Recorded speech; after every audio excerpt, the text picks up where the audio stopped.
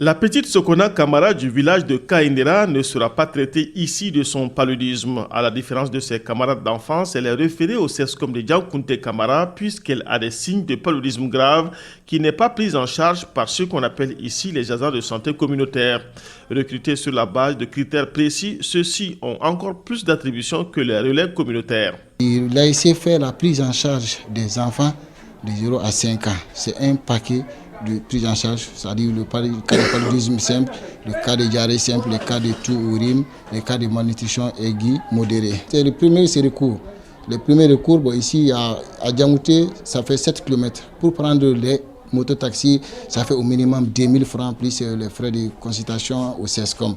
Ici, c'est comme si la pyramide sanitaire ne commençait pas par le centre de santé communautaire, mais par ce poste de santé qui offre les services essentiels de santé, une initiative UNICEF-USAID rapprochant les populations des soins.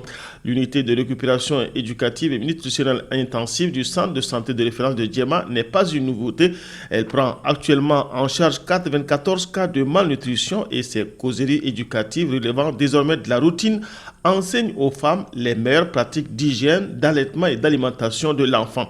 Dans l'après-midi, une animation publique a permis à un plus grand nombre de femmes et d'enfants de Djema d'apprendre un peu plus sur l'allaitement maternel et l'alimentation du jeune enfant.